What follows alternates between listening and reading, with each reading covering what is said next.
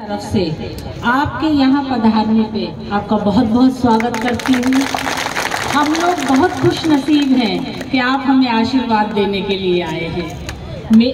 काम जैसा कि अभी कहा, चौधरी साहब के ज़माने से ही जब भी कभी पार्टी कोई आदेश देती थी, हम उसको हमेशा पूरा करते आए हैं। चाहे वो कहीं की भी रैली हो, कामा टॉप करता है।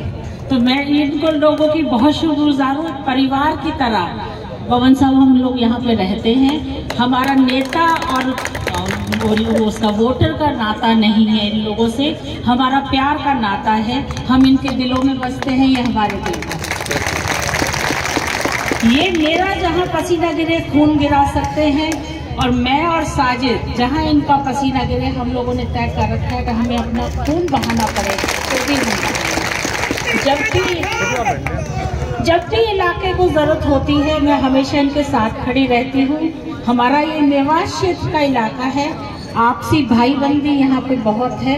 3600 बिरादरी हम लोग मिलजुल के रहते हैं, हमेशा एक दूसरे का हेल्प करते हैं, शादियों में जाते हैं, दंगे चाहे कहीं भी हो। हम बहुत खुश नसीब है कि हमारे प्यार को कोई तोड़ नहीं पाया। बीजेपी ने बहुत कोशिश की, लेकिन हमारा प्यार हमेशा अटूट रहा। और मुझे मेरी ये तीसरी जनरेशन है, बच्चों के रूप में चौथी जनरेशन हुई है। पहले मेरे दादा हजूर साहब थे, चौधरी यासीन खां, वो महात्मा जी को घासेड़ा गांव में लाए थे पार्टीशन के बाद, और ले जाने से मेव लोगों को पाकिस्तान जाने से रोका था। महात्मा गांधी जी ने जब कहा था कि मेव हिंदुस्तान की रीढ़ की हड्डी है, आप लोगों को वही घर वही चूल्हा मिलेगा। हम उनके शुक्रगुजार हैं कि उन्होंने हमें वहाँ नहीं जाने दिया, क्योंकि यहाँ के प्यार से हम लोग रह जाते, वहाँ जाके हमें अधूरापन ही लगता।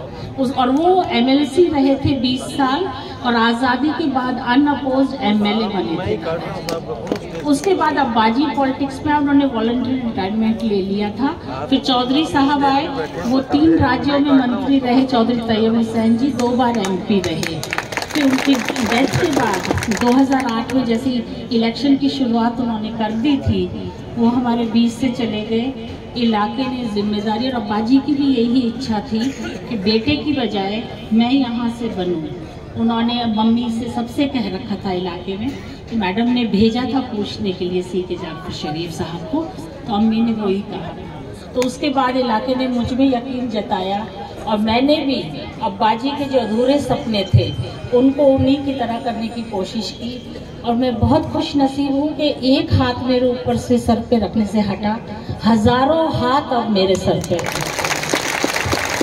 और मुझे उनकी ये कमी महसूस नहीं होने देते। मैं हार गई थी बीच में 3000 वोटों से, लेकिन उस टाइम में इन्होंने मुझे ये फीलिंग दी कि जैसे मैं जीती हुई हूँ। जितनी भी रैलियाँ, जहाँ भी हमारी ड्यूटी लगी, हम हारे टाइम में भी टॉप पे थे।